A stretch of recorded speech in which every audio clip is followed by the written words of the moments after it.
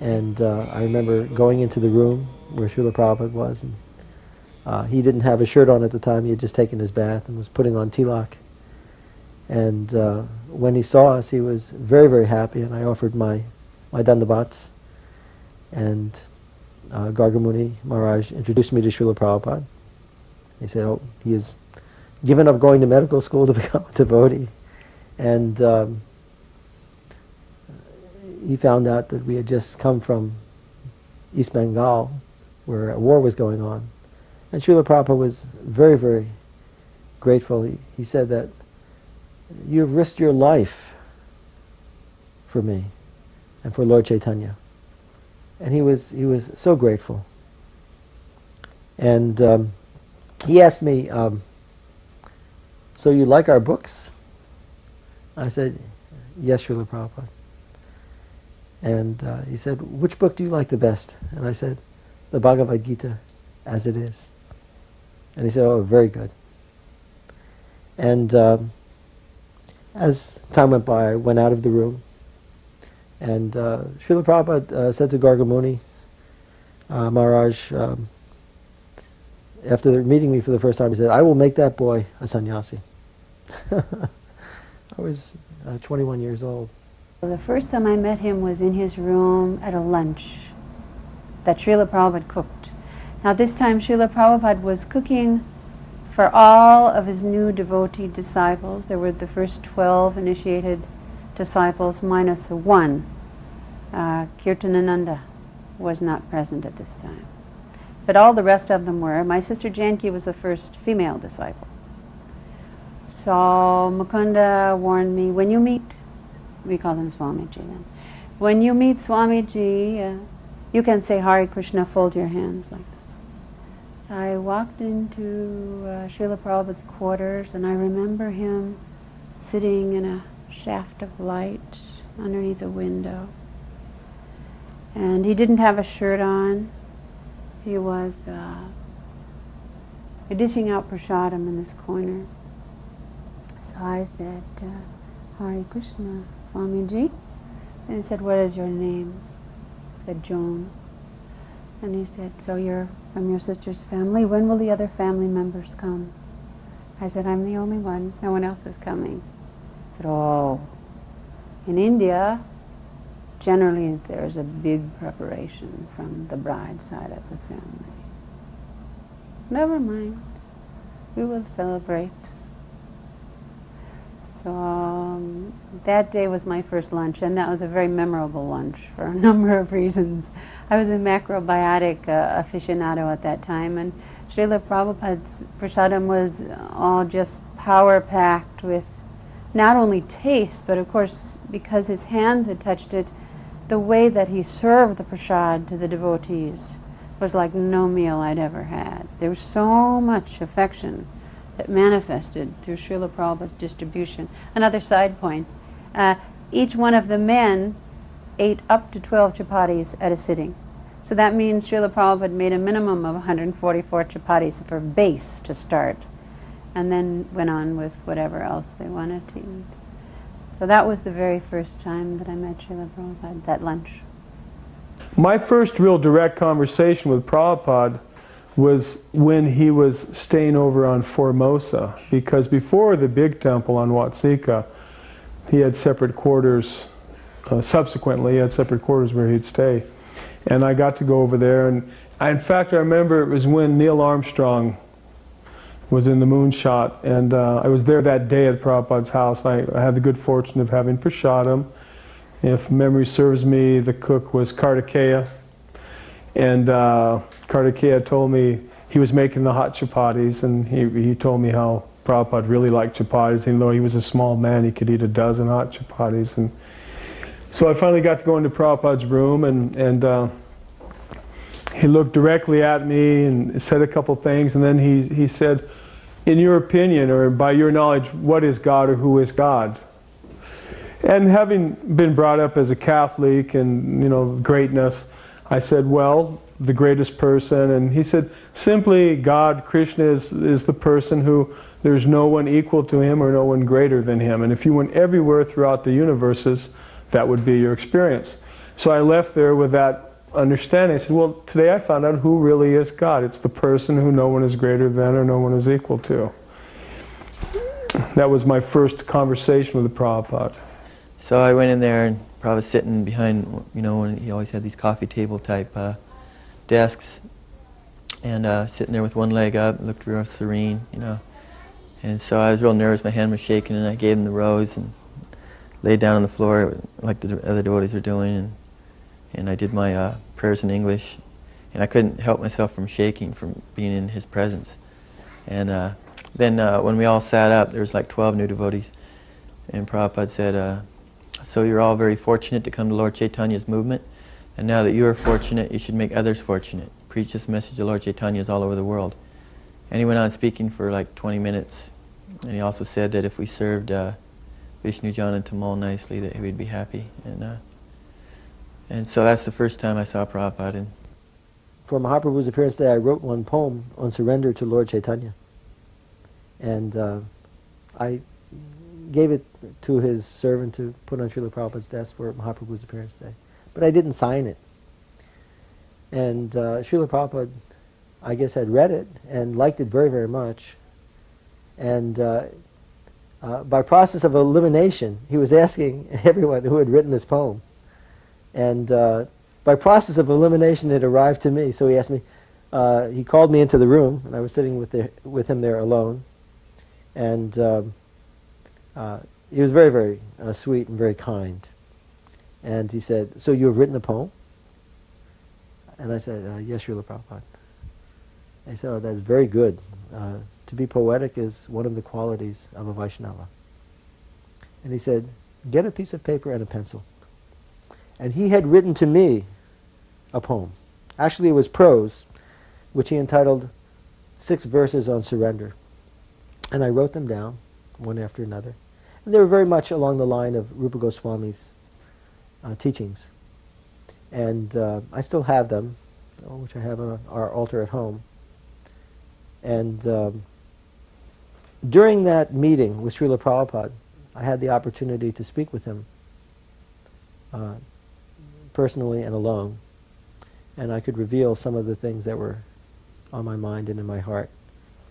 And I said to Srila Prabhupada, as I had mentioned earlier, that Krishna had revealed himself to me.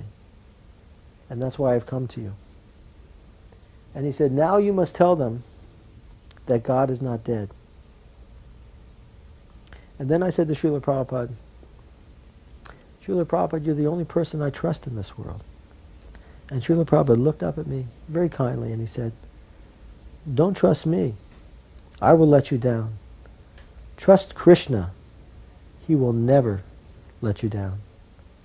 Well, actually, in those days, we were so inefficient at everything that we did, and so incapable of knowing the significance of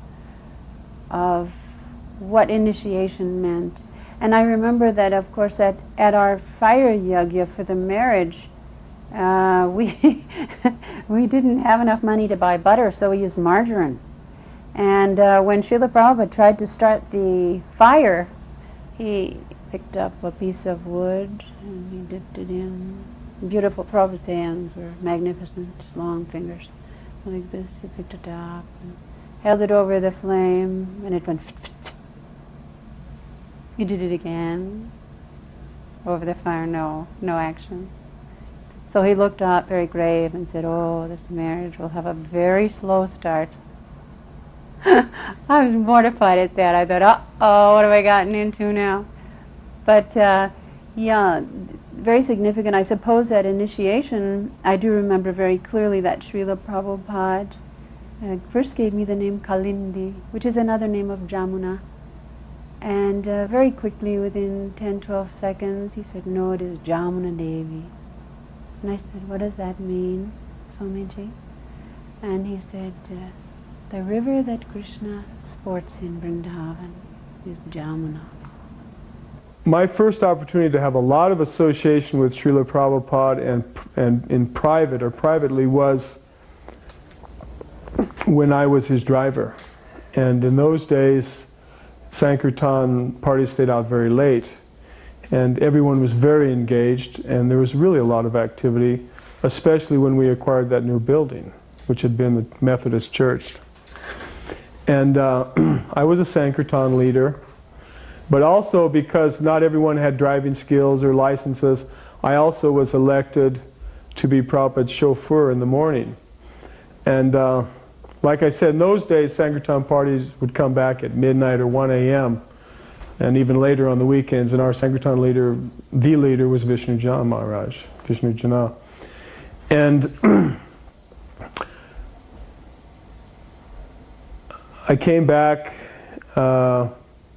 we would come back very late, and everyone would get up late too. But somehow I was elected to get up early, like at 5 o'clock, to be ready to promptly, like at 10 minutes to 6, get Prabhupada. We had those little Mavericks, white Mavericks. And for several months, I took Prabhupada alone on his walks. And sometimes, because no one got up early, only Prabhupada was getting up early in those days. And Murlidhar, the artist, got up early, because he didn't go out on the night Sankirtan. He painted. So I was the first person to see Prabhupada in the morning, and we'd go out.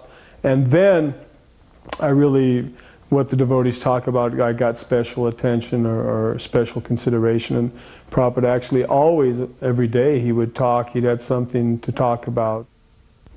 Up to that point, Prabhupada never said anything personally to me, except, you know, when he gave me my name in Chicago with a big initiation, and my Gayatri initiation in Vrindavan.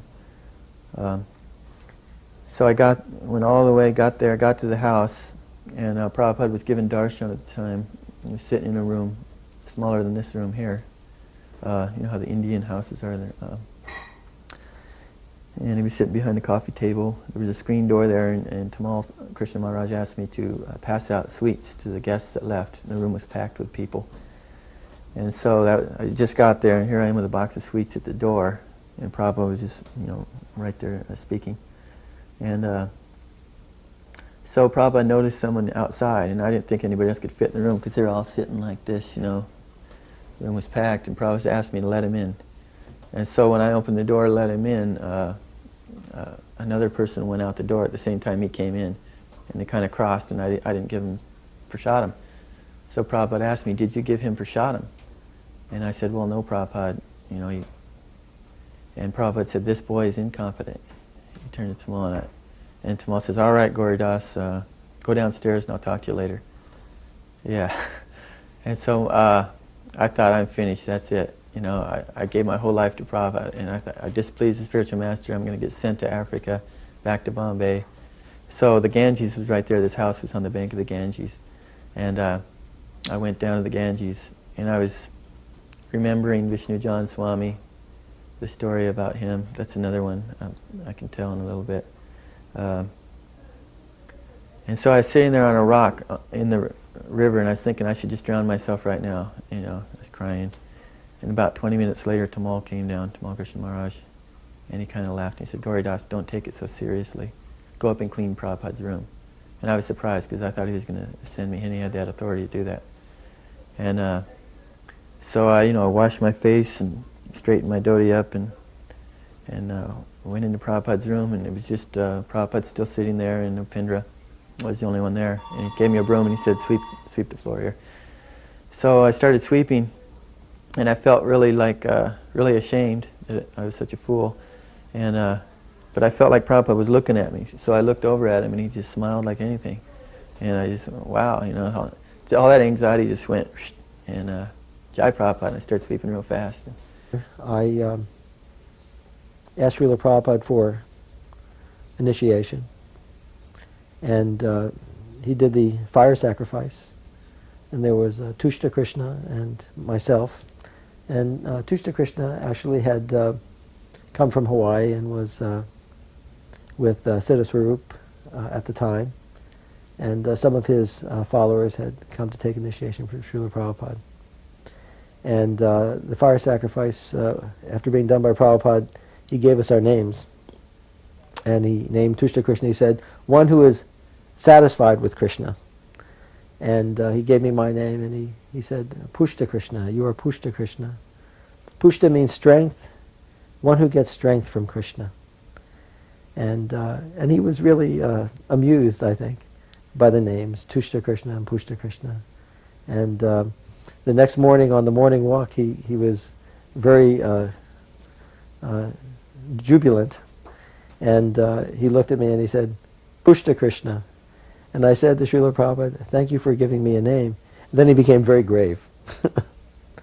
So I understood at that time that Srila Prabhupada could be a little bit unpredictable, and that one had to be grave in his presence, and I always tried to be.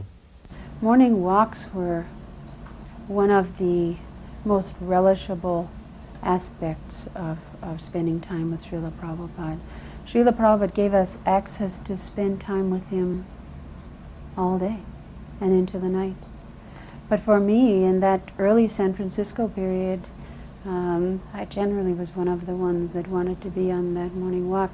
And one of the early devotees and I used to get up at 2 in the morning and go to Golden Gate Park and pick flowers in Rhododendron Dell, make garlands for Srila Prabhupada, and then present them to Srila Prabhupada, go on the morning walk. It was in the park. And they were always very, very special moments for us, to walk next to your spiritual master, to try to chant Hare Krishna as he is chanting Hare Krishna. Srila Prabhupada was always chanting Hare Krishna. His hand was in his bead bag, if he was sitting in his rocking chair or behind his desk when he wasn't writing. So certainly the morning walks, they were japa walks, and he walked very briskly. Srila Prabhupada walked like a young man of 25. I remember I had wooden yogi shoes between the toes, and the first day I went for a walk with those shoes on, my feet bled because Prabhupada was just snapping right along very fast. Yeah, morning walks were glorious with Srila Prabhupada. One morning we were driving. We always drove down Venice. And we always went to Santa Monica Beach. Once I told Prabhupada about La Brea, the tar pits, and we went over there, and he liked walking around there. But one morning, it's about 6 a.m., and not a lot of movement yet on the streets, and a biker who had a shaved head, looked like had a Harley chopper and everything, he was driving down Venice Boulevard, and he looked over and he looked in the car, and I had a shaved head and Prabhupada had a shaved head, and he had pretty much shaved head, and he looked like a gnarly biker, right? But all of a sudden he started staying with us, and then he went right behind us, and I was like a little concerned, you know, and he was kind of like signaling with us and trying to communicate with us. He followed us all the way down to the beach. He parked behind us and came up and asked if he could walk with us, you know. And Prabhupada said yes. And Prabhupada talked to me, and the guy just walked along, and after about halfway through the walk, he turned around and left us. And I was, many times I found that certain situations were provoking or intimidating, but Prabhupada was so in control, and it rubbed off a little bit. I was like, oh, what's this guy going to do? And then Prabhupada was, yes, you may walk with us, please come. And he would stop, and he would stop as he would when he was walking, and he'd have his cane, and he'd look at you directly in the eyes, and he looked at that guy in the eyes also. And he was explaining about, when you were with Prabhupada on the oceans, then it was deep philosophy, it was intellectual, because the element, the gigantic ocean, it's like Vishnu, Mahavishnu, Kiradakshay Vishnu. So whenever you saw in some of the materials, the ocean walks brought out some of the best, times, discussion-wise. And Prabhupada would always be explaining, for example, how the material civilization had sprung up, and how the ocean had always been there, and the ocean always comes to this point, bar some tremor or an earthquake or disturbance, and the civilization comes to this point. And he was explaining this to this biker also, and it was just it was incredible. About halfway through, the guy left, and Prabhupada just didn't notice it and kept on going. I got to go on a few morning walks with him there in Hawaii. He'd go to Magic Island and walk out there, and you can get out to the point where you can see the surfers, because it goes way out in the surface right there. And he stood there one day and he said, they're sea sufferers. They're preparing to take sharks and dolphin bodies. And then another day he said, like a day or two after that, he said, they have mystic power, they're walking on water. I cannot do that. There is a lot of nice stories actually in Hawaii. He walked through the prasadam room and he saw a grain of rice on the floor. And he said, whoever has spilled that rice will have to suffer. That's Krishna. Prasadam should not be wasted. Another time, Sukadeva was cooking for Prabhupada. And he was by his desk. You should probably get some pastimes from Sukadeva. He tells the story real well. But he caught a bug, and he asked Prabhupada, Prabhupada, what should I do with this bug? And Prabhupada said, take him to the window. And so, Sukadeva says, who can you ask anybody else what to do with a bug? They'd think you're crazy, but Prabhupada, you could ask him anything like. And, so they asked him if they could spray the cockroaches in the temple. And Prabhupada said, no, it's simply you're unclean, you're lazy, so you don't want to clean. So you want to just leave it dirty, then just keep killing the cockroaches. So he didn't want, unless it was this, extreme, really extreme emergency, he didn't want. And that reminds me of another story in Bombay. I just became Prabhupada's servant, and Tamal was asking him, what about mosquitoes? Can we kill mosquitoes? And Prabhupada said, only if they're biting you. If they're biting you, you can kill them, but before that, you can't kill them. There was one occasion when we were flying from Singapore to Australia, and Hari Story was his personal servant at the time. They were seated up in the first class section, and I was seated in the back in the coach section.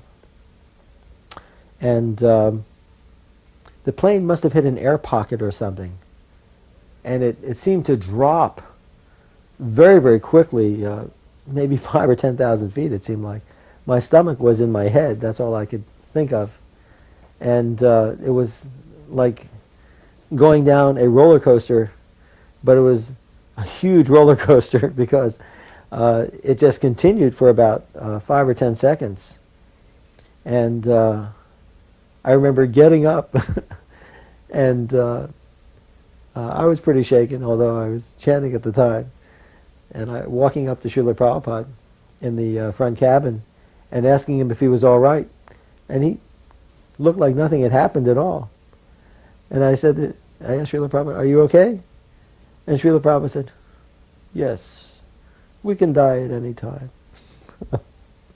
The first day that I assisted Srila Prabhupada in the kitchen was for my sister's wedding in New York. And Srila Prabhupada cooked in a very small galley kitchen in his New York apartment, both sides counters. And he gave me the singular task of making a very difficult preparation called aloo kachori, which is still my Waterloo, because it's one of the most complex pastries to cook properly. It has to cook for a long time without becoming greasy, and that's almost impossible. It's like the elephant through the eye of a needle at the best of circumstances. But because the stuffing for this is mashed potatoes, it is even more difficult. If it's a pea kachori that can blow up like a stuffed puri, then it's easy. This is very difficult. So for nearly 8 hours, I was given that singular task of making aloo kachoris, while Srila Prabhupada cooked a 14-course feast for the wedding single-handedly in his kitchen. And in the course of cooking that feast, I made so many mistakes from the very first day in his service. The first mistake I made was I had a very short skirt on and little t-shirt and sitting cross-legged, and And I said, Swamiji, may I have a cigarette? And he popped his head out the corner and he said, go wash your hands. So I went and washed my hands. And so then he explained the 4 principles in Krishna consciousness. 4 prohibitions, and no meat eating, no gambling, no illicit sex life, no intoxication. So then short time later, I said, Swamiji, may I have a glass of water? And he said, go wash your hands. So then he explained the first and simple, foremost principle in cooking is to engage the senses in the service of the Lord, to cook for Krishna with love and devotion, and not think about our senses, our tongue, our sense of smell, the belly. This is cooking for Krishna. So then short time later I said, Swamiji, it's very hot in here. I was wiping perspiration. Go wash your hands. So then he began a little bit, the simplest principles, rudimentary principles of external cleanliness. And then he explained just the simplest touch of internal cleanliness. By balancing both of them, are we able to engage in the idea of serving Krishna through this art of cooking.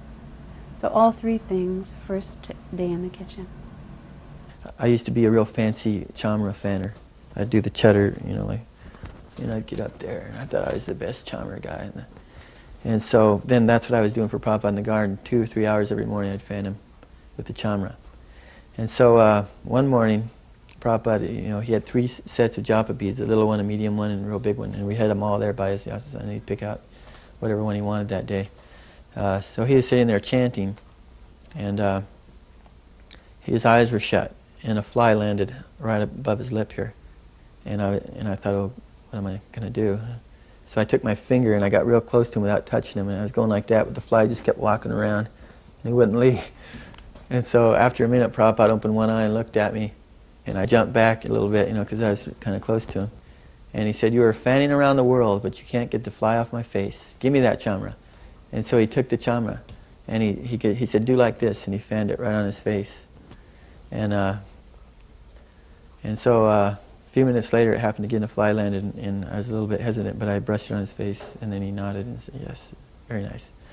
So we were flying from Mauritius to Durban, and it was a Qantas airline that was coming from Perth, Australia, and there was some type of a rugby match that had taken place with the South African and New Zealand teams at that time, and there were a lot of rugby types on the plane. And we had a seat in the non-smoking section, and I was seated beside Srila Prabhupada, and there I was with my little British hat and shirt and coat and pants.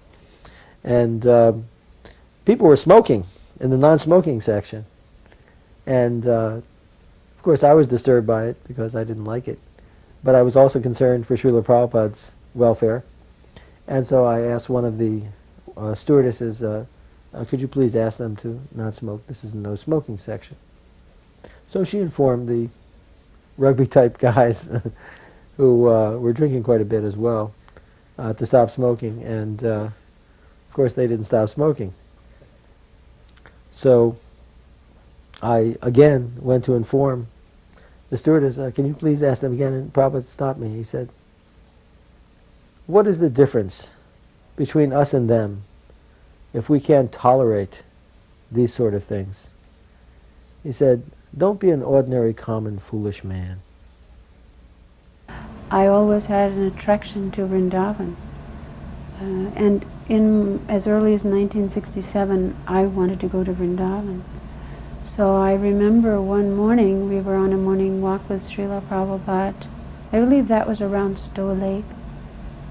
And I was walking right next to Srila Prabhupada. And he stopped. He put out his cane, leaning on his cane.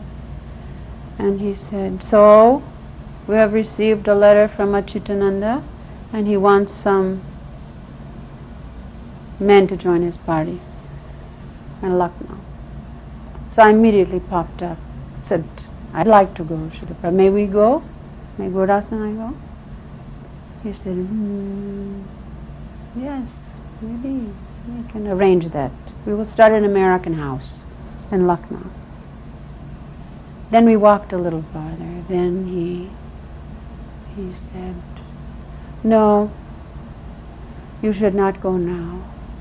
And he turned around and he said, someday I will take you to India on foot. I will show you India on foot. So from that moment I was waiting for that day that would come. And that came about 3 years later, 1970, October 4th. Our party of American and European devotees landed in Bombay, and our party had just a few days earlier arrived in Calcutta via Tokyo, some swamis. And in that fall between October 4th and Srila Prabhupada leaving India in the spring of 71, in so many places he showed us India on foot, literally walking on foot through the streets.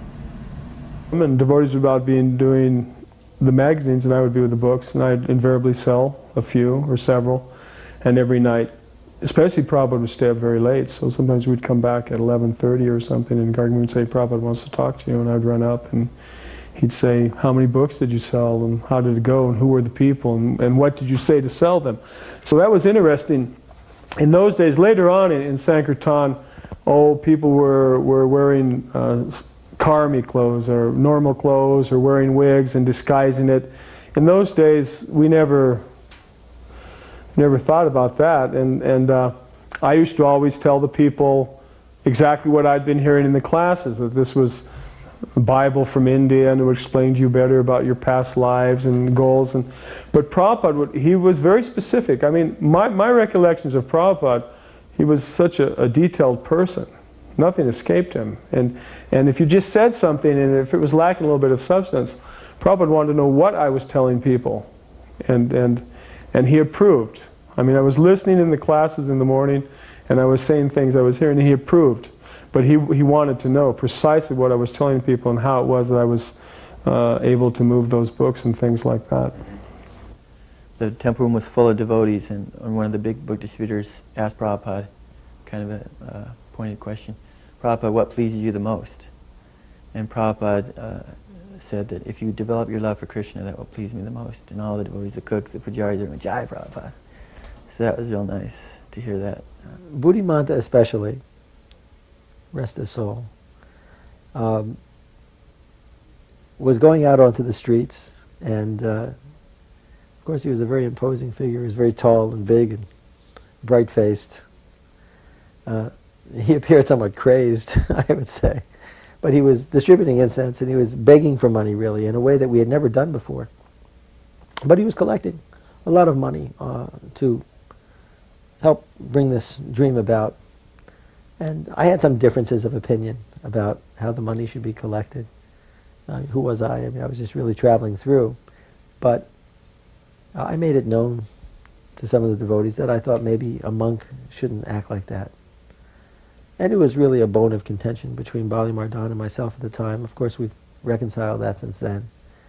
But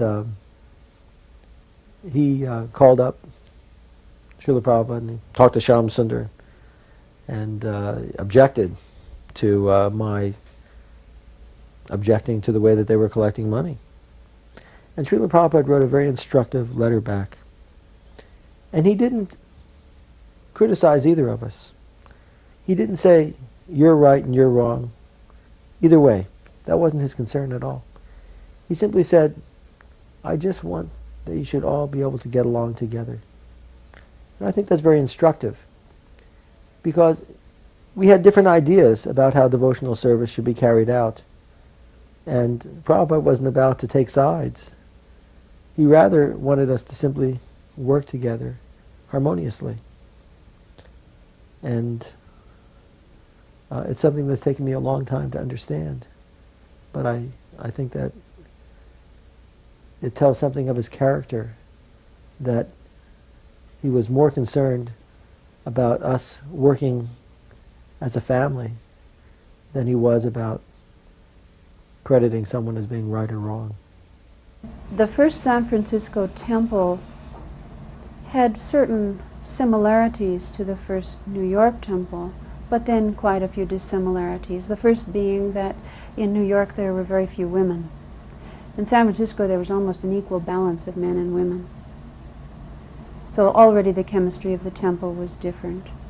But in most places we were like Srila Prabhupada's children. I think the rasa of being children was foremost, although when one studies the letters of this period, we'll also find that sometimes Srila Prabhupada referred to us as his sons and daughters, and sometimes mothers and fathers. He let the role reverse for intimacy. But I think there isn't a devotee from these times, from the early days, who did not feel that every moment with Srila Prabhupada was intimate. Srila Prabhupada had such a way of showing a love and affection through distributing Krishna consciousness that immediately we felt he was the only object of. I'd never known what love was until I met Srila Prabhupada, and I think that was true for all of us. We learned to love each other through Srila Prabhupada, and we had very deep, wonderful, transcendental relationships between each other as God brothers and God sisters. And Srila Prabhupada was the father. That was the mood, at least in our San Francisco temple, and that was slightly different from New York. Because, again, there was a mix of the boys and girls. He called us boys and girls. And we were. Most of us were in our 20s. Between 25 and 30 was the average age of our San Francisco temple. He was sitting in the garden.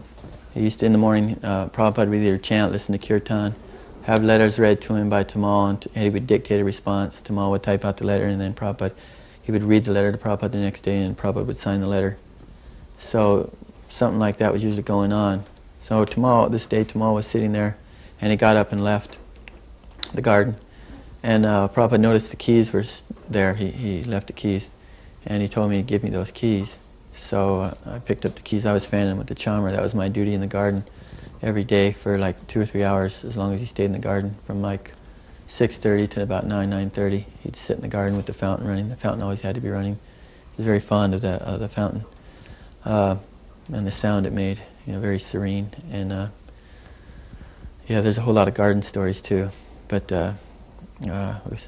so he put the keys under his dhoti there, and he told me to go get Tamal. So I ran out in the front, and I said, "Prabhupada wants to see you." And he came out, and Prabhupada said, "I want my sapphire ring out of the safe." And so Tamal goes, feels for his keys and looks around, and he goes, "Okay, Prabhupada," and he goes off. And then about 5 minutes later, Prabhupada said, "Go get Tamal again." So I went out in the front, and Tamal was like, looking, tearing up his office, looking for the keys, and he said, "Gauridas, have you seen my keys?" And I didn't want to lie to a sannyasi, so I just threw my hands up and looked kind of dumb. And so I said, "Prabhupada wants to see you now," and he goes, "Oh, run up to the bathroom and see if I left the keys up there." And I said, "I can't leave Prabhupada alone that long. I have to go back out there." So he comes out again, and Prabhupada said, "Where's my ring?" And he said, "I'm just now getting it, Prabhupada, I'll be right back." And so he goes off again, and Prabhupada shook his head, and looks at me, kind of smiles, and then he waited a few more minutes, and he goes, "Go get Tamal again," the third time. So I got him, and Prabhupada said, "Where's my ring?" And he started to make another excuse. And Prabhupada pulled the keys out and dangled them in front of him, and he goes, "Here, you rascal. If anything is stolen, it's your fault for giving him the chance." So Prabhupada was very secure. Everything had to be locked in the safe. He was very secure conscious. He said also one time that, "I have millions of dollars, but I don't waste one farthing of Krishna's money," which reminds me of another story where Upindra got chastised. He sent Upindra to the store to get an eye washer, a little glass. They put rose water in it, and you put it in your eye, rinse it out. And so Prabhupada at the time was very sick, and he was getting some mucus in his eyes. And so Upindra went and Prabhupada, he got back, Prabhupada asked him, how much did you pay for the eye washer? And he said 4 rupees, which at the time was only, it was 8 rupees to $1, and it was like 25 cents. So Prabhupada said, 4 rupees? He goes, it's only worth 1 rupee. It should have been 1 rupee, maybe 2 rupees, but you've spent 4 rupees. You've wasted Krishna's money. And it just blasted him for 20 minutes, and Pindar was just like, totally fried, you know. Whenever Prabhupada chastised, oh, it was so heavy. Guru, you know, guru means heavy, so. But then the thing, like my experience in Rishikesh, he chastised you 1 minute, but he didn't do it begrudgingly, and the next minute he'd smile at you. And he only did it when it was, when the disciple could take it. So, yeah, Prabhupada didn't want to see any money wasted. There was an instance in South Africa where, again, I was his acting secretary at the time. The 5th canto of the Srimad Bhagavatam had just been printed, and the first copies were sent by Air Express to him in Johannesburg. And Bhargava had been traveling with Srila Prabhupada, taking pictures of the programs that Srila Prabhupada was putting on. And it was the night of a very big program in Pretoria. And Srila Prabhupada had received this box of books, and in fact there are some photographs you'll see of Srila Prabhupada sitting in a room looking at the 5th canto, and there's orange and white tile on the floor. That was the house that we had converted into a temple in Johannesburg. Srila Prabhupada opened up the books and was looking at them, and he was so happy to see the 5th canto of the Srimad Bhagavatam printed, and he was relishing it. And Bhargava was doing his job. He was taking picture after picture after picture, snap, snap, snap. From a distance, he wasn't getting in Srila Prabhupada's way. But Srila Prabhupada said, in a very angry way, why are you always taking so many pictures? And Bhargava Prabhu was very saddened and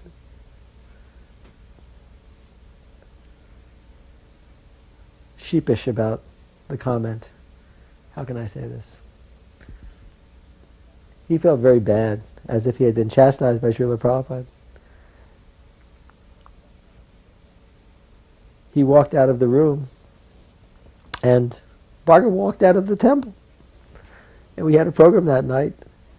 And after Srila Prabhupada had said that, Bhargava had gone, and he's in Johannesburg, South Africa. And all Prabhupada could think about is, where's Bhargava? Where's Bhargava? Why has he done this? He was so concerned about him. It was such a sweet thing that was going on. Bhargava, of course, I've told him about this later, but he doesn't realize how concerned Srila Prabhupada was about him. And we went to the program, Bhargava wasn't there. And then after the program, all Prabhupada could talk about was Bhargava. In the car, where is Bhargava? Why has he done this?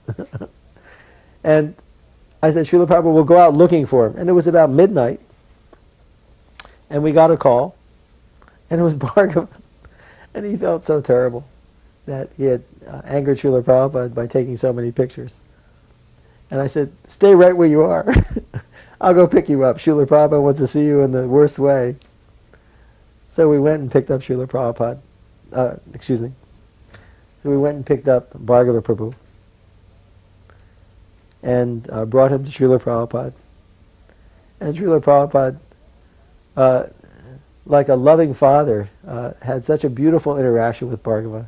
He said, I don't want you to feel like this.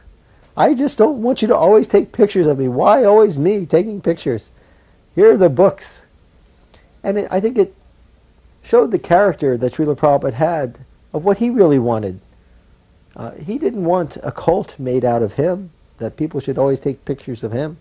Of course, he's a spiritual master, but he's really the most humble servant of the Lord. He's playing the role of spiritual master only because of necessity to serve his spiritual master.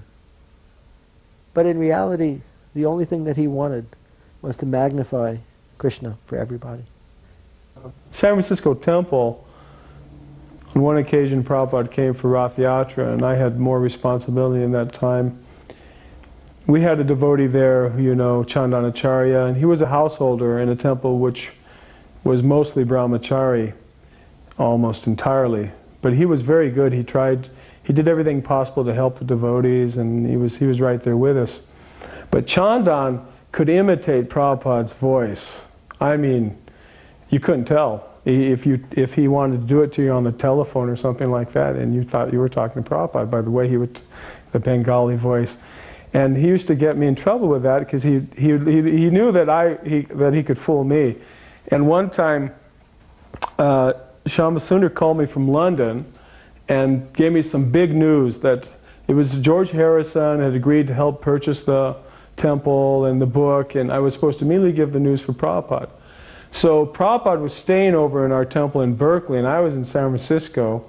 I knew Chandan was over there, and somebody answered the phone. I said, okay, I need to talk to Prabhupada. I have a message for him. Well, you know, it takes a little while. The temple, the phone's downstairs, and Prabhupada, I knew his guest room was up on top of the Berkeley temple. And immediately someone picked up the phone, and I knew Chandan was over there, and started saying, yes, what is it, what's the, you know, and I said, Chandan, please. I said, I'm calling to talk to Prabhupada, just get off the phone. And took second time, then Prabhupada said, what are you talking about? I said, Chandan, come on, this is serious business. Then Prabhupada got mad and yelled at me on the phone. He said, this is Prabhupada, this is A.C. Bhaktivedanta, what do you want to say? You know? I said, oh, excuse me, Prabhupada. And then I got the message out. Oh, you don't know, I felt like, and he said, oh, very good, that's very good.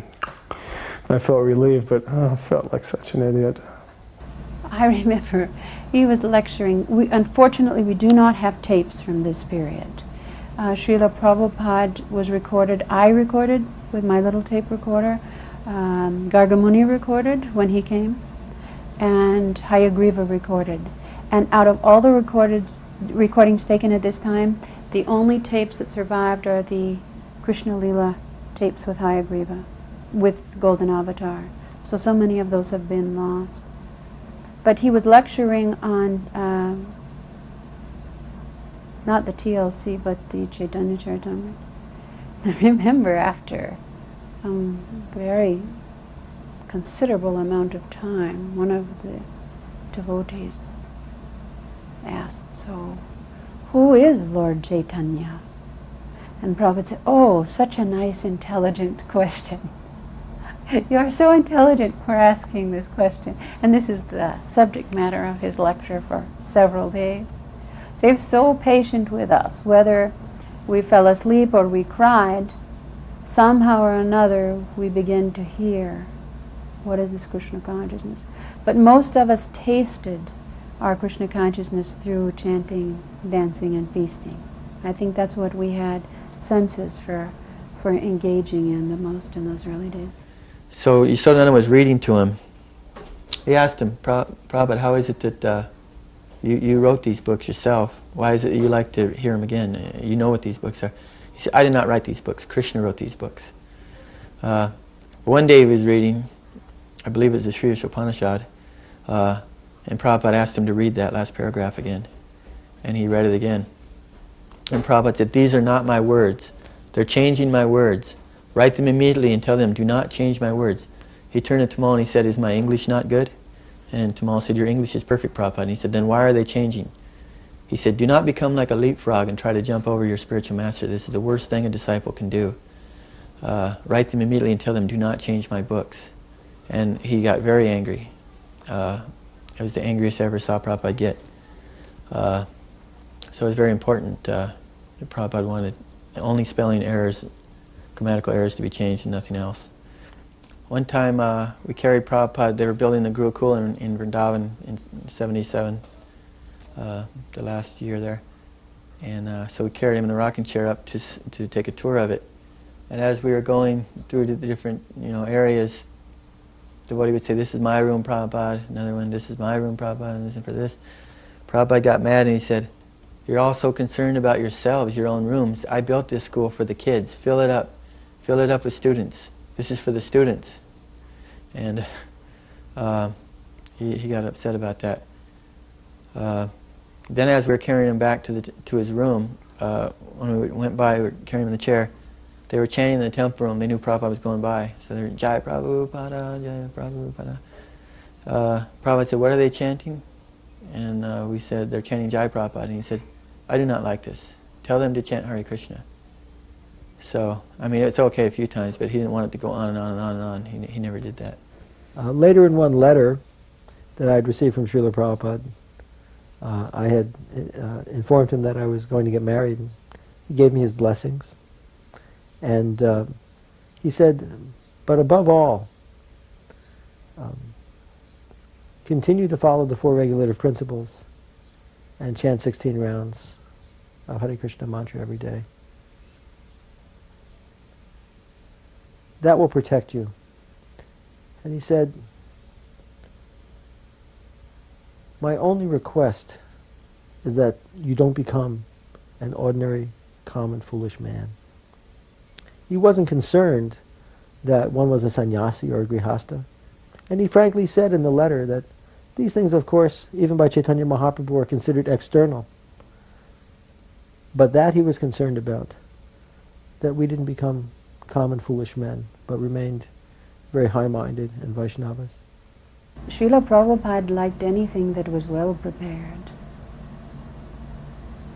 He tried to teach us technique, procedure, quality, cleanliness, purity, in simple ways.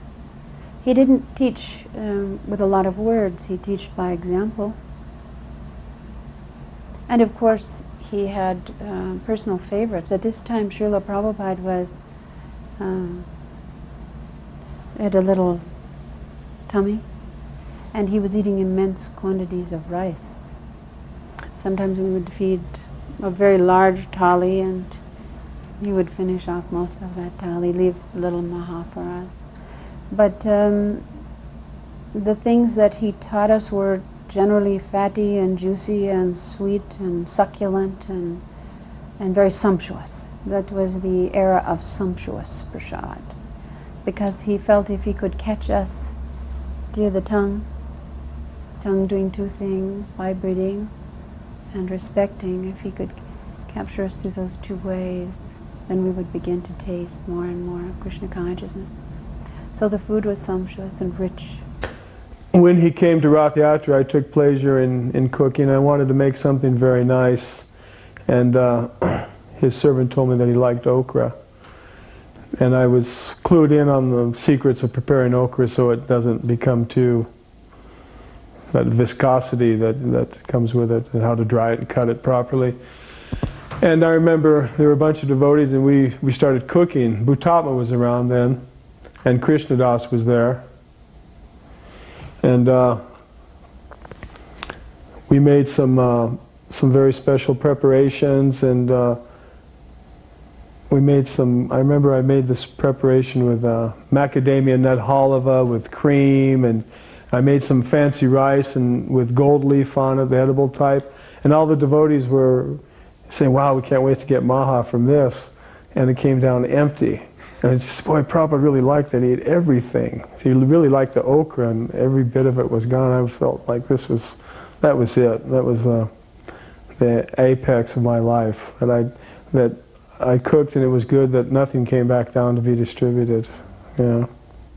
Another pastime in Hawaii is, Hawaii is very nice and tropical, so the devotees would bring Prabhupada a lot of fruits. Nice, lilikoi, passion fruit, but his favorite, of course, is the mango. And so there's like 40 varieties of mangoes in Hawaii. And so the devotee asked Prabhupada, Srila Prabhupada, what kind of mango do you prefer? We have so many kinds here. Which kind do you want me to bring you? And Prabhupada said, the ones from the eastern side of the tree. He didn't really care the brand, but the eastern side of the tree, because it gets the morning sun. He explained, and the morning sun gives the prana and is the best fruit. In Europe, I spent a lot of time initially preaching in Paris, and Srila Prabhupada was invited to come to Paris, and then we went on to Geneva, where we were starting a preaching program. And Guru Garanga had arranged for a hall to have some program. And I remember Bhagavan was there, and we were sitting on the stage after having had a kirtan with this very so-called sophisticated Swiss audience. And one person got up and asked the question, why are you vegetarians? And at that time, Srila Prabhupada's reply was, why don't you eat your sister? When I heard that, I looked at Bhagavan, and Bhagavan went like this. Like, oh no, how are we going to get out of this one? And then Prabhupada went on to explain, why can't you discriminate? And what he was saying, I think, was very extreme, of course. But what he was saying is that human life, and eating included, involves discrimination. And while he took an extreme position, it was very instructive, at least to the devotees, although some of the devotees didn't know how to take it at the time. But Srila Prabhupada could do that. He could sometimes be very shocking to make a point. And one thing is very sure, that we could never really predict how Srila Prabhupada was going to answer a question. And sometimes he would answer the same question differently because of the circumstances. And we'll never understand how or why, but we can appreciate Srila Prabhupada's character. On that day I made very Bengali food and served it in a Bengali fashion, arranged on the thali in a Bengali order. And Srila Prabhupada's sleeping room is where he respected. And so he sat behind his desk, and Pishima, we gave a small chunky. She sat it just directly opposite Srila Prabhupada on the floor. So as soon as I brought the thalis in and sat them down, Srila Prabhupada started making these little comical remarks about his sister. And he said, you know, she says it is water, I say it is fat. And I thought, my goodness, he's talking about her weight. You know, what's going on? And she, as soon as Prabhupada started kind of being light in his voice, Pishima kind of started chuckling. You know, she started kind of laughing on the side. And he said, all this. And he went like this. He was flapping his arm back. He said, this is fat, he said. But she calls it water. It's not so. And then he started teasing her. He started telling her about, oh goodness, the days when in their childhood they used to fly kites. And he said, I always used to beat her at kites, he said. And back and forth, he was speaking very brother-sisterly about his little sister. So she was laughing, not understanding a word of all this. And in the course of all this kind of jesting, I was bringing the chapatis in, relays of chapatis. And when Srila Prabhupada finished his meal, I noticed that every katori, the little round bowls that all of the moist preparations that are in and serving a thali, they were now piled one on top of the other, from the largest to the smallest, nearly 12 inches high, on top of his chunky. And when I walked in the room, he took his finger like this and he knocked down the whole stack. And he said, Yamuna Mai ki jai. And I said, Srila Prabhupada ki jai. And Pishima said, Gauridas ki jai. And I said, oh, Srila Prabhupada, you ate everything. He said, now this was a speech that the two of us had with each other. Srila Prabhupada and I had signals for what the quality of the prasad was. Already now things had evolved much from the very early days. And if he patted his stomach, that meant it was third class. If he went like this, second class. If he went like this, first class. This meant excellent. So he said like that, excellent. And in this way, I remember very light, sweet, jovial, humorous first meeting with Pishima, where she didn't understand a word of what was going on, but she truly loved it. She was very, very fond of Srila Prabhupada, and from that day that I met her until the very last that she was with Srila Prabhupada in 1976. I was also present in Vrindavan. She worshipped him. She just worshipped her brother. And he obviously was very, very fond of her. Every day, Upendra and sometimes Bhakti Chula would cook Prabhupada's lunch, and they'd toil away in the kitchen for like 3 hours, making everything so nice. And then Upendra would bring the plate to Prabhupada, and Prabhupada would just wave it off, distribute. Sometimes I would distribute the plate. And Prabhupada, one time, he saw the devotees point, and I want this, I want that. Prabhupada said, mix it all together, they should not discriminate. So I mushed it all together, sweets and vegetables and rice and everything, into a big mishmash. And then the devotees were like making faces, and Prabhupada said, you shouldn't discriminate if here's the maha, if you want it or not.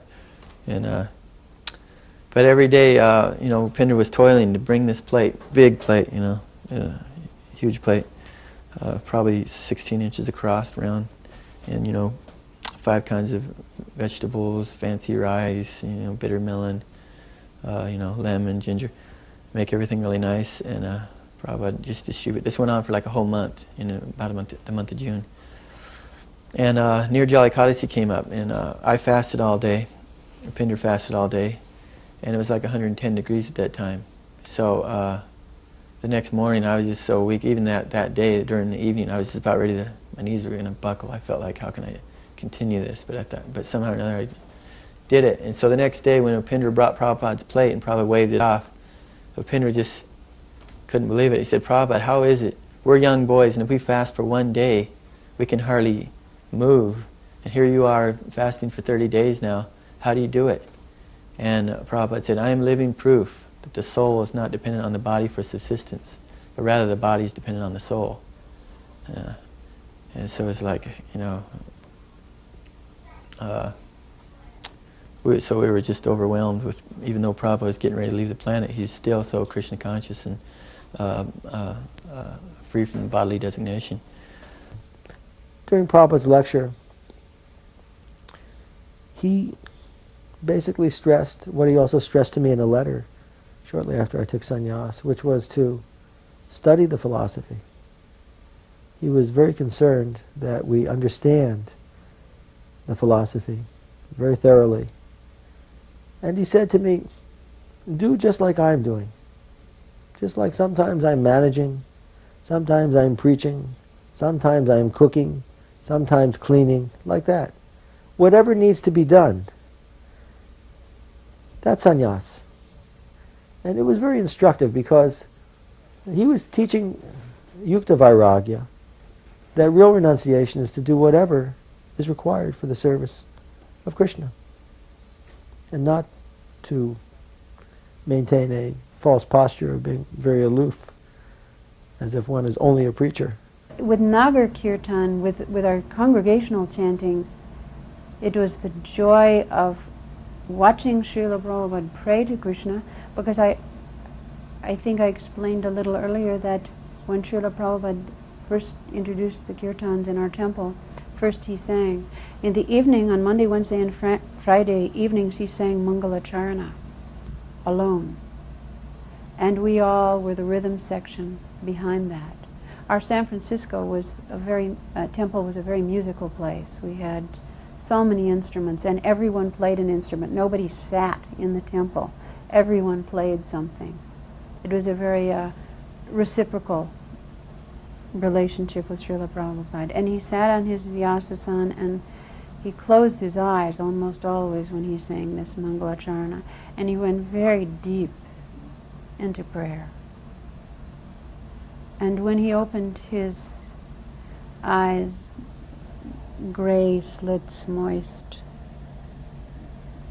and he looked down at us, it was very often as if you felt as if Srila Prabhupada was looking right through you, seeing everything, seeing Krishna. So by simply observing him pray to Krishna, we got an idea of the depth of what prayer was, even in these early days. And then the kirtans were simply rock-out sessions. I mean, if one person stood, everyone stood. If another person danced, you danced, because we were all packed right in together. And they were very joyous, beautiful, joyous, long, languorous sweet kirtans. So through that, japa was a very personal thing, and I don't remember a great deal of concentration or discussion between the devotees about japa. Mostly it was congregational chanting. And the happiest time, I think, out of all the service I did for Prabhupada, the simplest thing made him the happiest. I was waiting for him to come up, and I took his Srimad Bhagavatam, 4th Canto, Part 4, and I was sitting in front of his desk, and I was just reading it, waiting for him to come up. And so that night he came up a little earlier than I expected. And so they just carried him through the circular stairs in the back. You carry him in the rocking chair. It's a tight squeeze, so only 2 people can carry him up. And they carried him right in. And as soon as I saw him, I put the book on his desk and did my obeisances. And Prabhupada asked me, "What are you reading?" And I said, "Oh, it's your Srimad Bhagavatam, Srila Prabhupada, 4th Canto, Part 4. And he just smiled like anything. And Tamal Krishna was standing there, and he said, "This is very good. He's reading in his spare time. This is very good." And so I was just like, wow, I mean, I was out there in the hot sun, 110 degrees, spraying the windows and doing all this service in the hot sun. He never said anything about that, but when he saw me reading, he was very pleased. I did get into the massage loop. I remember when I was a fresh sannyasi in 1972, and it was the time of Janmashtami and Srila Prabhupada's appearance day in New Vrindavan in 1972. It was, I believe, August. And I think his personal servant was unable to massage him that day. So he said, "Pusta Krishna, you can give him a massage." I had never massaged anybody. I said, "So how do you do it?" He said, "Well, you start on the head with sandalwood oil, and then you do the body from head down with mustard oil."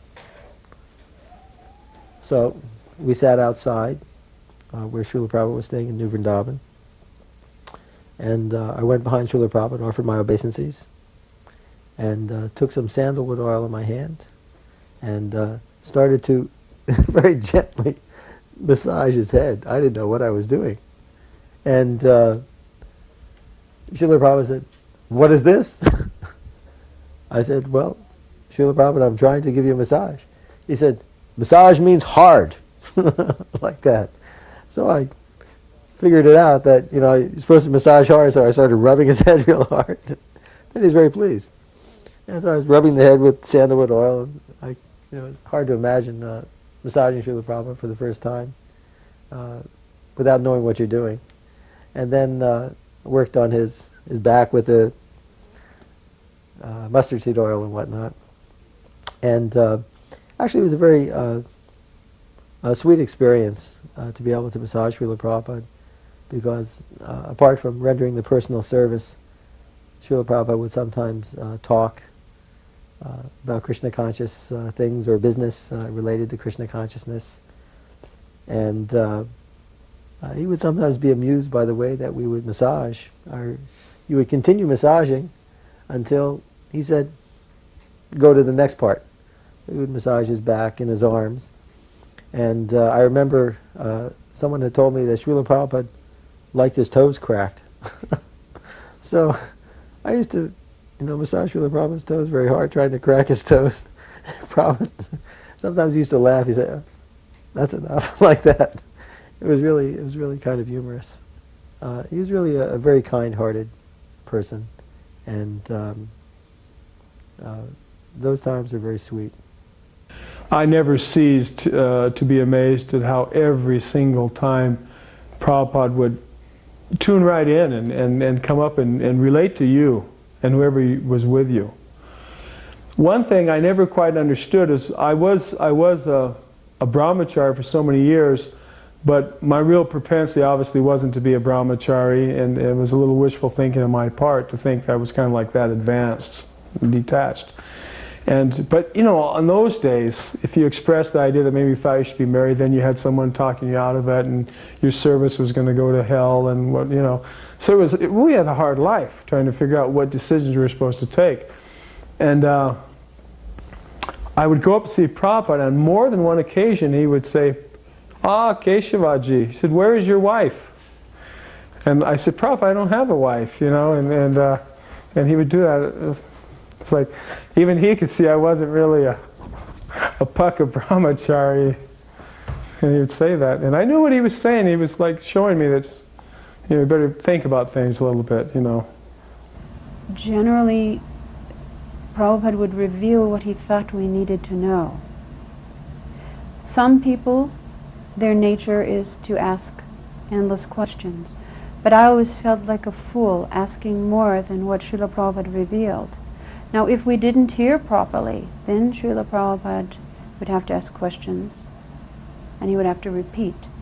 But I found very often the same things that he taught in 1967, say even in regards to cooking, he was revealing that night that same subject matter in 1976,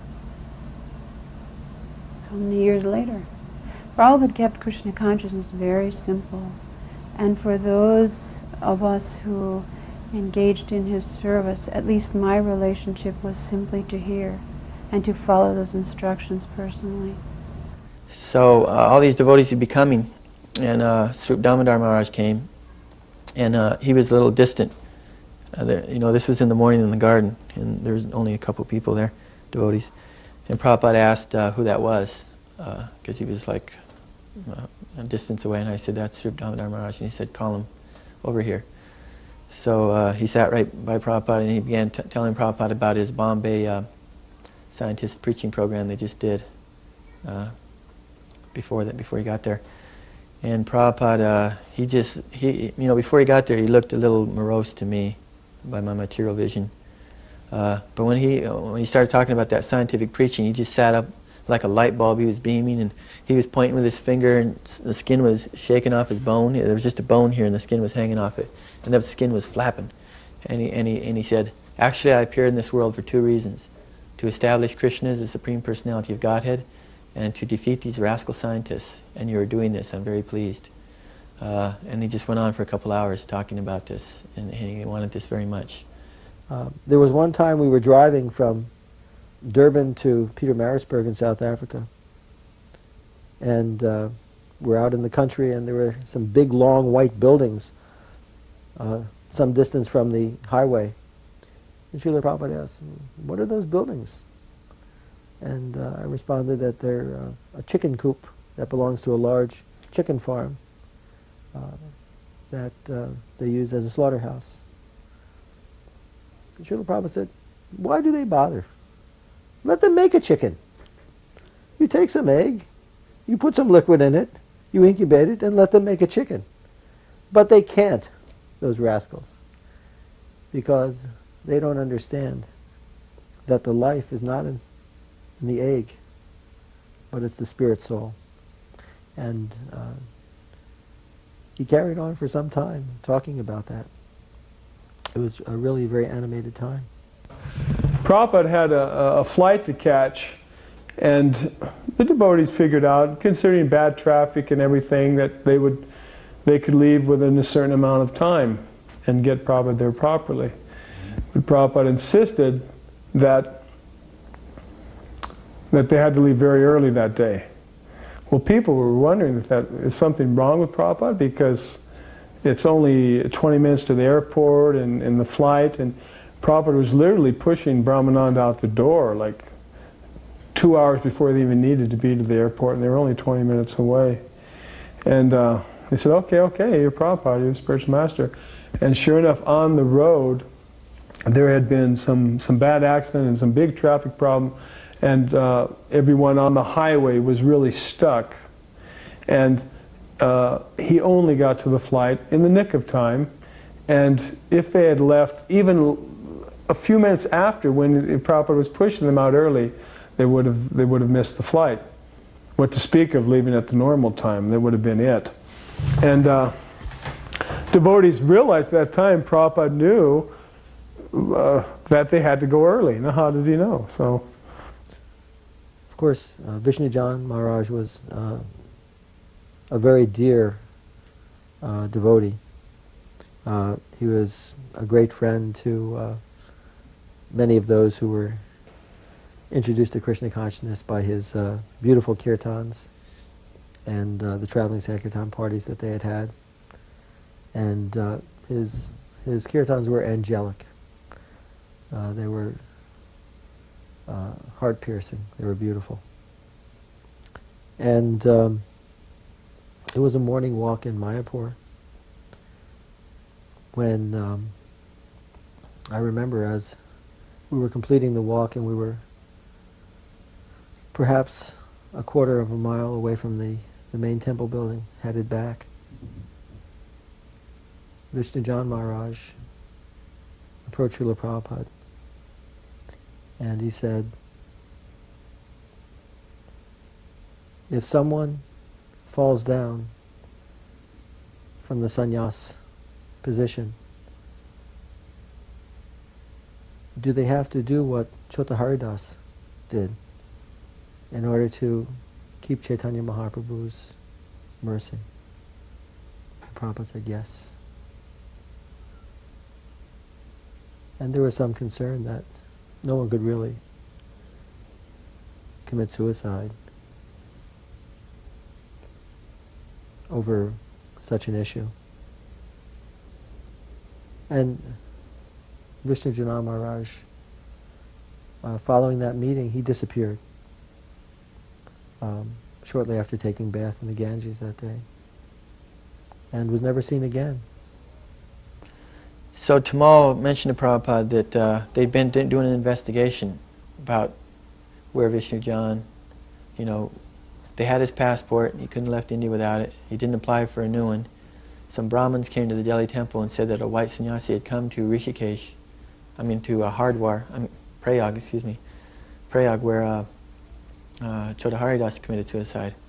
And this white sannyasi paid them to take him out in a boat and chant mantras so he wouldn't take a ghost body. He tied rocks to himself and jumped off the boat. So some white Swami did that. So when they put all the pieces together, they realized that must have been Vishnu John. He hasn't been seen since. So Tamal mentioned that to Prabhupada, that we really think he did commit suicide. And he asked Prabhupada, do you know where Vishnu John is, Prabhupada? And Prabhupada began to cry. The tears came. And he said, Vishnu John is very advanced. First he said he did not have to do that. But then when he asked him, first he said, when he heard the story, he did not have to do that. And then Tamal said, Prabhupada, do you know where Vishnu John is? And he said, he's very advanced. He's still chanting Hare Krishna. He's very advanced. And then about 2 weeks later, Prabhupada, when he woke up in the morning, he said that Vishnu John was chanting to him at nighttime, like Chota Haridas came back and chanted for Lord Chaitanya. When we arrived in London in 1968, our small party decided that the best way to become known, Prabhupada wanted us to make a splash. So the best way to become known would be reach the Beatles because they were luminaries of the time. So we agreed that we would make prasadam dishes, apple dishes, to bring to Apple Records every day and see if we could catch someone's attention. So we did that, and the prasad went from the lower floors to the upper floors, so that ultimately everyone tasted some of that prasad, and they became a little addicted to that. So finally, when we stopped sending prasad, we were notified, where is this Apple Hare Krishna group? So we came to meet them, and ultimately I think met George that day. And the first person to strike off a serious friendship with George was Shamsunder. He and George Harrison just clicked. They were like brothers. Shamsunder used to rock back and forth. He was a tall, thin man. He used to rock back and forth. And I remember when he met George, he was rocking back and forth. And George Harrison started rocking back and forth like this. And practically their whole relationship was, I remember, like this, back and forth. Very close friends they became.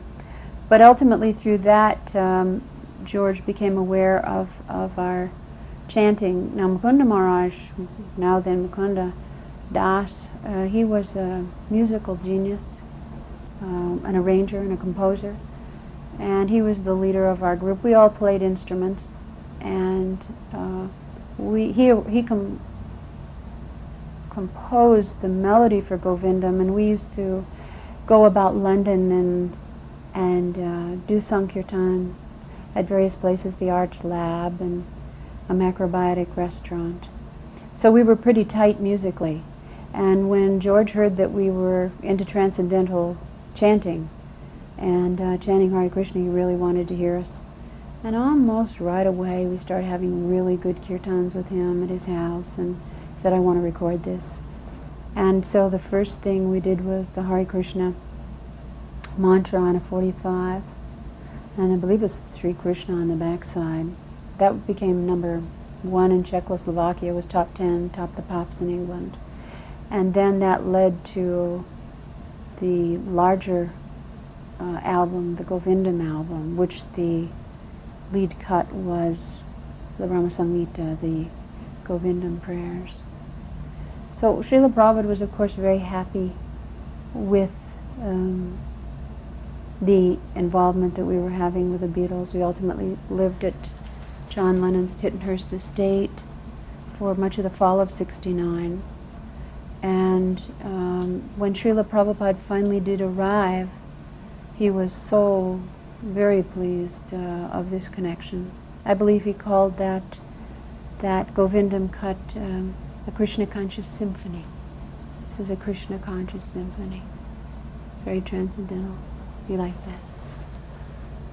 There's a funny story that took place in New Zealand.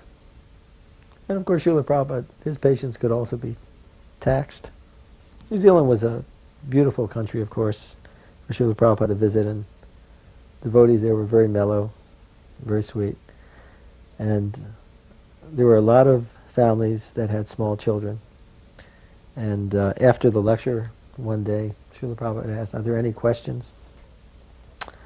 And so, one after another, these fathers and mothers would bring their children up and say, oh, Srila Prabhupada, please give a name to my child. And so he gave one name and then another name, and it would go on, and finally, someone asked Srila Prabhupada, please give a name to my daughter. And he said, Rose. And I think his patience had been tested at that point. But one morning, I got everything set up, turned the fountain on, and then I noticed there was one little bush in his garden that had 4 little white flowers on it. So I thought, well, I'll pick these and put them on his Vyasa-san. And I put them on the pillow there. As soon as he sat down, he picked him up and started smelling them. And he held them the whole 2 hours there. Then the next morning, when he sat down, I was standing there and he put his hand out to me, and I thought, oh, he wants flowers. But that little bush isn't going to have any more flowers because I picked them all yesterday. So he didn't say anything, but I knew that I should go look for those flowers, look at the bush. And I went over there, and to my surprise, there was 8 flowers on that little plant. It was just 1 foot by a little teeny plant. And I went, wow, so I picked the 8 flowers, and I took them back, gave them to Prabhupada. And he smelled them, and then he said, simply by smelling this particular type of flower, which is like a little white Pakaki or Mogra, I'm not sure exactly what the name was, but it looks like a small gardenia, a little white flower. He said it smelled really good. Simply by smelling this particular type of flower, it regulates your life errors. So, Prabhupada saw a reason for everything. He didn't do it for sense gratification. He offered it to Krishna, Krishna's, energy. And then every day after that, this little bush would produce, a whole bunch of flowers. So I'd put them there every day, and Prabhupada would smell them every day. And so that was a pretty mystical. Another one of the things that proved to me that Krishna was directly protecting Prabhupada and providing for him. With regard to Srila Prabhupada meeting his godbrothers, it was in, I think, March or April of 1976, when Srila Prabhupada asked me to travel across to Navadvip to pick up Srila Sridhar Maharaj, to bring him over to meet with Srila Prabhupada at the Mandir in Mayapur. And it was a very glorious time. There were so many devotees there for the festival. And we had just purchased, actually, from the South Africa Yatra, 1 Mercedes for Srila Prabhupada. And we had driven it across overland. And At that time, Srila Prabhupada had asked me also to stay on as his secretary at the Mayapur festival. So we drove over to Navadvip. It was a long drive, and went to the Sri Chaitanya Saraswat Mat. And I remember going upstairs, and Srila Sridhar Maharaj was sitting there. A very old gentleman, a little bit older than Srila Prabhupada. He was chanting japa, and I offered my respects and obeisances and invited him into the car. And we took him over to meet Srila Prabhupada. And we brought him upstairs to Srila Prabhupada's room, and he and Srila Prabhupada were very, very close. There was no doubt about it. They were very, very dear friends. And they offered their obeisances to each other, and it was clear that they had a very special relationship. And in the course of moving the deities, I believe each man two per deity, I was following. One of them knocked, the curtains were closed, we were behind adjusting the deities, and one of the persons, somehow or another, inadvertently knocked one of these columns with their elbow. And in as fast as an accident happens in an automobile going 70 miles an hour, everything slowed down into slow motion. And I remember watching this column go out with the speed of lightning. Srila Prabhupada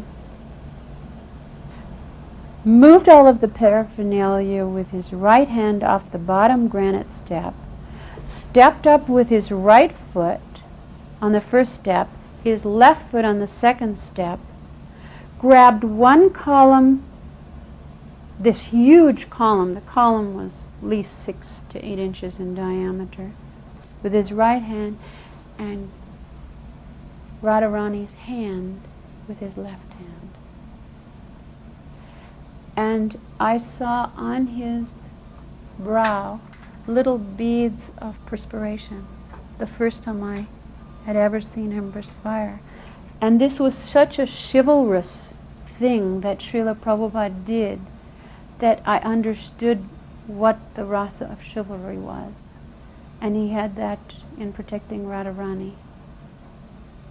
That's one example of Srila Prabhupada exhibiting a very personal rasa with Krishna, actually saving Radharani from disaster and exhibiting superhuman strength and the alacrity of the movement of the mind. It couldn't have been faster. In Australia, it had, as Srila Prabhupada's secretary, come to my attention through some rumors in the temple that there were some ISKCON devotees who were really displeased with the success that Siddhaswarupananda Maharaj had had preaching in Hawaii, and how the followers that he had gathered were not all coming over to Srila Prabhupada, so to speak. And of course, Siddhaswarupananda Maharaj was using Srila Prabhupada's books, and chanting the holy name was a key focus for his work. And of course, the details I'll leave out because they involve people that there's no need to mention in this context. But when I mentioned it to Srila Prabhupada in private, Srila Prabhupada raised his eyebrows and said, "That is Vaishnava Aparad," meaning it is Vaishnava Aparad against Siddhaswarupananda Maharaj. And he qualified it by saying that there are many branches of the tree of Mahaprabhu. And Prabhupada said this with all humility, that ISKCON is not the only branch of Lord Chaitanya Mahaprabhu's tree, and that we need to develop a tolerance for other branches of Mahaprabhu that may develop both then and in the future. Did Prabhupada really love his disciples? What kind of love was it? How would you understand it? And I knew that Prabhupada had a real type of love, a special love for disciples. And I knew also that Prabhupada didn't show favorites. A lot of people thought that. A lot of people thought there was favoritism circumstantially, not intentionally.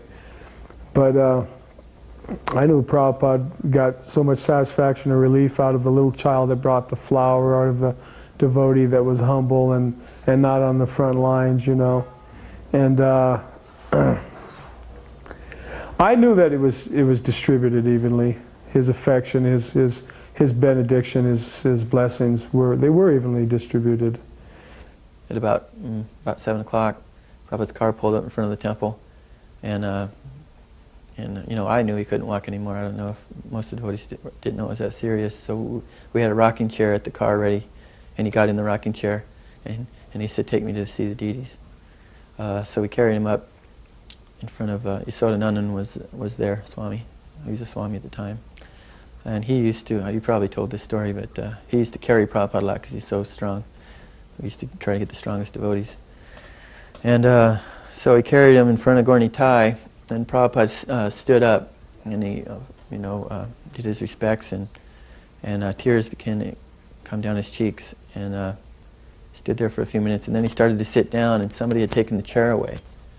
And so he almost fell, you know, so Tamal Krishna, the other devotee had to support him. And so, get that chair back here. So we got the chair back, and then the devotees were all looking at each other like, wow, Prabhupada is sick. So then he went over to Krishna Balaram altar, and he stood up again. Of course, this time the chair was held there.